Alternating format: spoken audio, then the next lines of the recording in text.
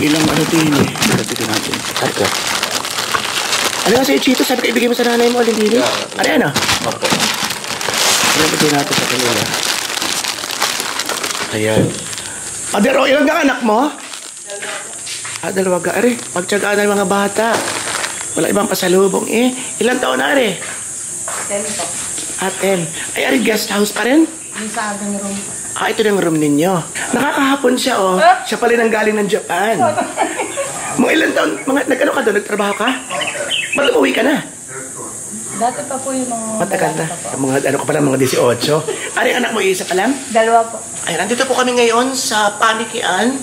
Ito po ay pagkaari ng aking kaibigan na si Lilian, na kaklase ko po ng elementarya. At sobrang welcoming sa akin at sobrang bait sa akin. So, sabi niya, gamitin mo yung buong farm ng buong maghapon at bahala ka na at may mga mag-a-assist sa iyo doon. That's why, yun, binigyan kami ng warm welcome today and at the same time, feeling at home. Kasi nga, ay alam mong buong pusong ipinaubaya sa iyo ang kanyang napakagandang hardin, napakagandang farm. At maya-maya, lilibutin natin ang kabuuan nito, plus, ang gagawin natin mamaya sa ating lunch, from farm to table. Kukuha tayo ng mga sariwang gulay at diretso na nating iluluto at diretso na nating lalapangin. Okay, so huwag kayong magkakakalas, dyan lang kayo.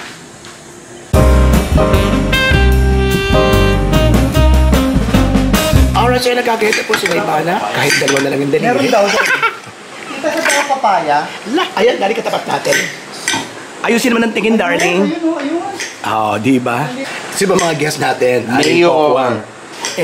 Mayor ng Maynila. Ayan, sa paliwanag po natin. So, alam ko naman na hindi makakakain si Tito nito, kaya magiging masarap ang Teka, ba't hindi ako makakakain? Mamantika pa ba yan? Opo, gigisa po eh. Ay, gigisa pa to. Akala ko bulan lang. Bulang lang na. Sige, bulang lang. Bulan lang po. Okay, bulang lang. Kasi ang...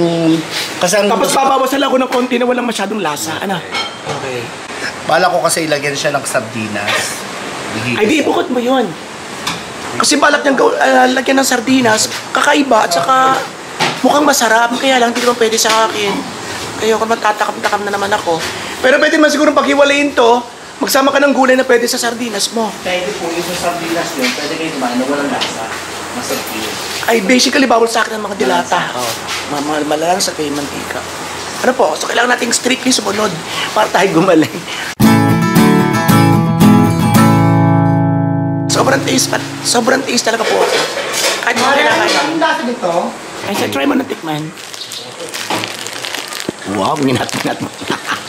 Ew! Gusto mamaya panghapunan niya. Ay, oo nga naman. Kainin na agad. Arte naman ito. Wishy. Wow, wishy talaga. Kainaman ka na naman aling presensya eh. Oo.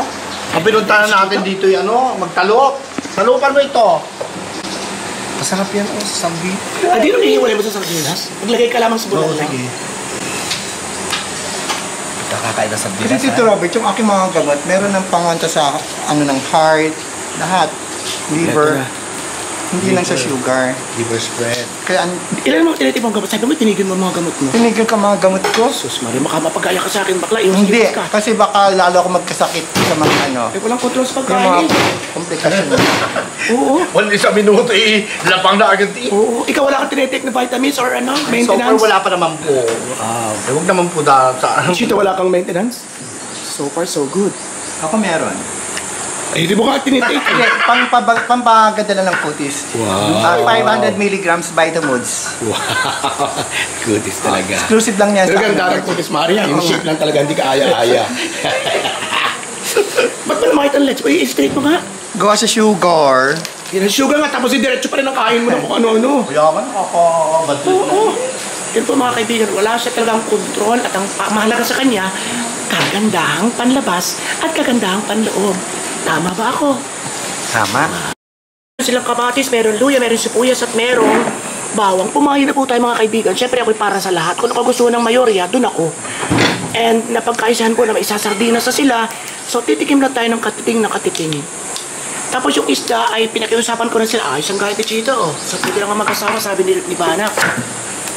Ayan, tuloy pa rin po ang inom ng ating pong assistant ngayon kasi po tayo medyo mahina. Mahina. Medyo kainom lang po natin ng gamot. So ito pong ating assistant para po manduhan ang ating mga dalawang katiwalang nabanggit. Ayun, sa mga tingin. Humihigpit ang hawak sa kutsilyo. Huwag mo ako subukan dito, ha? So sa isda po ay yun. Yung mahuhuling tilapia ay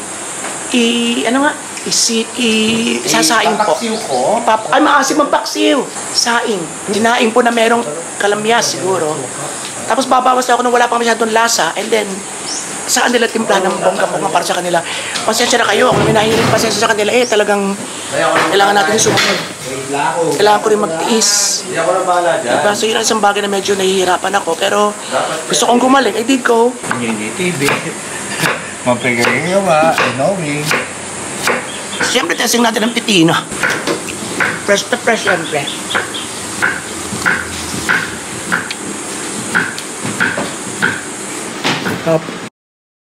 Okay, take two. So ito yung huhuli ng ating mga tilapia. And si na Richard naman, bumalik talaga, ay magmamotor para bumili ng manok. Nagpapabili tayo ng manok para maraming makakain. At balang talang mag-adobo, hindi sa kanila lang ang adobo. Ayan, ingat kayo Manghuhuli na kami ng isda. Ready na sila. Ayun, sasabuhin na ng patoka para maglabasan.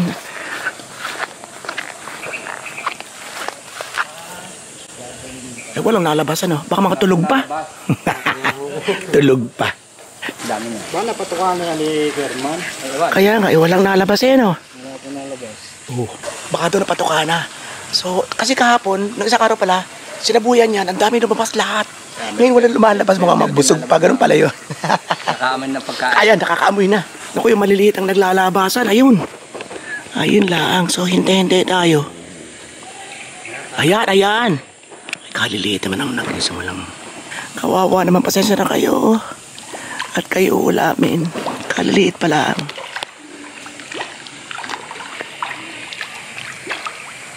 Marami na. Sa mga ganong kakalalim, are? Kung po yan, kustaw. Yan po ang galig, hanggang dito, hanggang labi. So yung malalaki daw ay nasa ilalim. Ayan. Meron ako mga ilang malalaki naglalabasan na yun.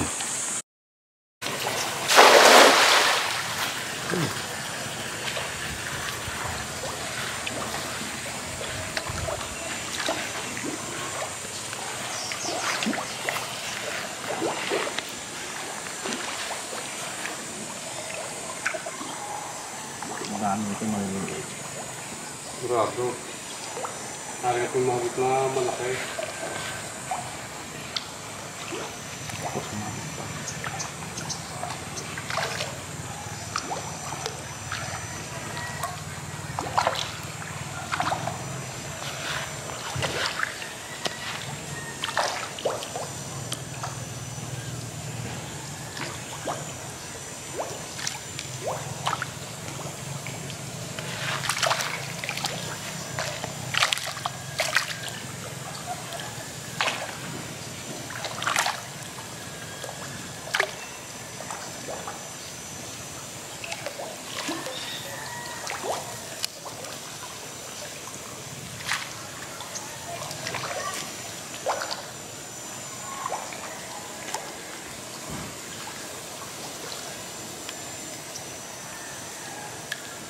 Tubog ni Sultan. Bihira pa kaya? Hirap tayo dito na. Ano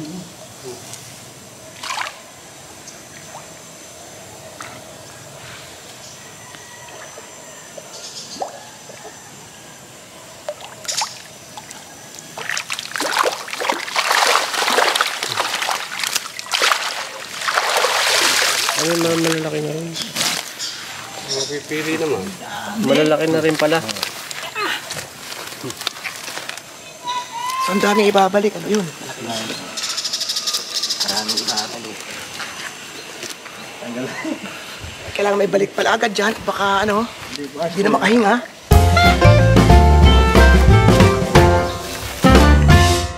Pagtakraw, okay, sample! Hop! exhibition of Kachang! Ayan na po ang isa pang masterpiece. Yan, dagdagan ng tubig yung lata Opo, para ibigay ka sasabaw. Sarap. Suggested ni Richard, kumuha na tayo din para wala pang masyadong lasa. Titikim lang naman tayo ng kaunti.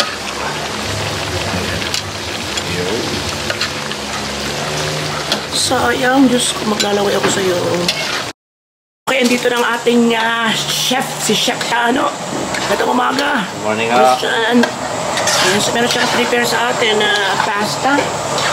Anong klaseng pasta ito? Spaghetti o Filipino style. Ito yung spaghetti Filipino style ito, people. Paalag natin ang sarap ng Jollibee pag nakain natin ito. Pero once again po, hindi ako kasama sa kakain. Bawal sa atin po Bawal ngayon. pa. At sigurado mag-i-enjoy naman ating mga kasama. Ayan, so marami tayo mga pagkain mapapalampas sa oras na ito, pero mananalasa naman ng mga kaibigan natin. At syempre, pag masaya silang kumakain, di masaya na rin tayo. Kahit pa paano. Charing! Yung si Bana ko nakain ng pasta na ginawa ni Chef na tipong Jollibee, yung sweet, Pinoy style. Hindi na alam may baka yun. Hindi nakain ng baka ang bakla. Sarap ba bakla? Oo. Sa akin at aalapin niya ako. Sige, okay. Man, kaya ako nakaganito rin. Dito kain ka sarap talaga. Sinabi na nga ayaw ko, nanginigrilyo ako. Taray. Bakit ba ayaw niya? Ewan ko dyan. Magagayat ang boyfriend mo na naman. Yan na naman, dyan tayo nagkakagalit. Wow. Ako, sasabihin kita sa jowa mo, nagpapalipas siya ng gutom. Sandali. May baka yan, bakla. Hindi ko na nalasahan Masarap. Hindi ako nakain ng baka. Baka talaga, chef. Sadyang hindi mo makakain ang Chef! Baka nga siya, oo. May baka to? Oh, hindi talaga pwede kumain ang baka na tulad mo sa kapwa. May karning baka pala. Yan na. Ang karning baka. Okay naman, sarap naman. Hayaan mo na. Pero first time mo lang? First time Ba't ko di ka na nakain kumain ng ng baka. baka? Hindi, ayoko talaga naangguhan ako dito. Bisitahin natin mga kaibigan ng gagawing ihawan. Meron tayong mga boys dito. Sasalin natin mamaya sa laro. Anong pangalan? Anong grade na baga? 5 po. Grade 5. Ari ay, kaklase mo. Anong name, Sung? TJ po. Okay. Kuya, tulungan ka namin kuya dyan. Ayan, okay. Meron tayong ihawin. Natutulungan tayo ni Chef. Kasi nagpahuli nga kami ng, ng tilapia, ihaw namin. Pero nagpapabili rin ako kanina ng pork chop. Ay, parang sabi ni Chef siya ng bahala. So, yun. Hindi ko alam kung anong isasalang ni Chef mamaya nakasama ng tilapia. Ayos ka ng bossing? Okay.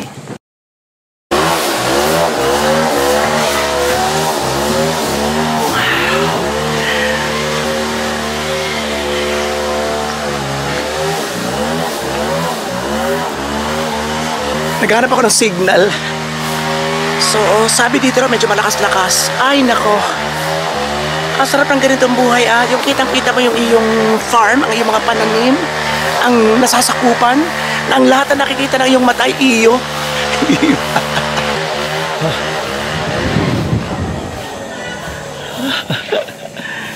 Diba? Sabi ko nga kay Maring Lilian kahapon, alam mo yung pangarap ko? Yung pinangarap ko at pinapangarap ko hanggang ngayon, hawak mo. Diba? Napakaswerteng tao. Napakaswerteng nila lang. Sabagay kanya-kanya ng buhay. Pero minsan di mawala sa puso mo yung paghahangad. Na sana sana makuha mo pa rin yung pangarap mo yun. Na ini-enjoy na ng ilang mga kaibigan mo. Kaya pa kaya natin? Kaya pa ba? Kaya yan! Positive lang tayo. Actually, nung nasa resort kami ni Maring Dilian, sabi ko sa kanya, alam mo, gusto ko yung kubo na nasa gitna ng palayan, na nasa gitna ng farm, nasa gitna ng bukirin. Ganun. So sabi niya, oo, meron akong kubo. Halika, puntahan natin. So dinala nga niya kami dito. Ay, hindi naman siya sinungaling at kubo nga, oh. Diba? Yun nga lang, ang laki.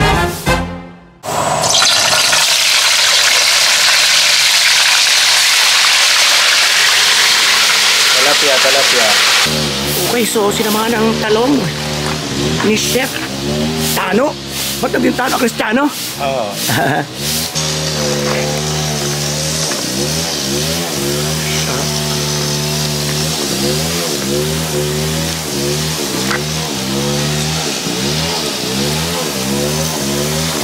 Para may mga nilalagari doon. Hindi ko lang kung nagkakarinigan tayo.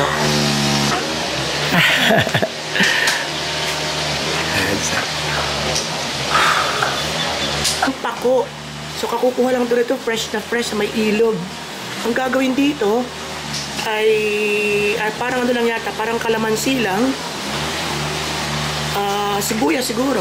Ganun. Ay naku, masarap to. Pwede sa atin to.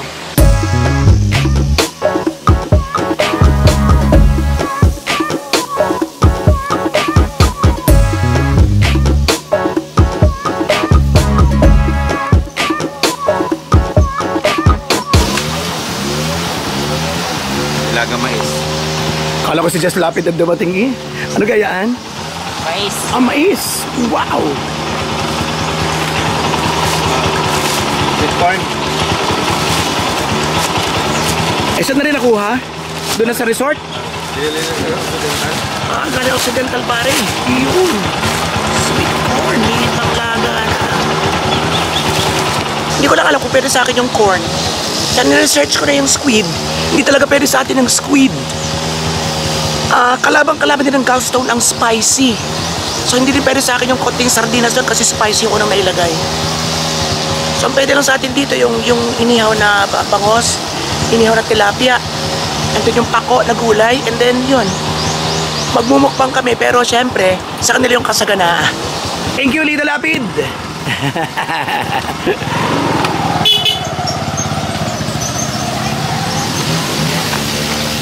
Ayan.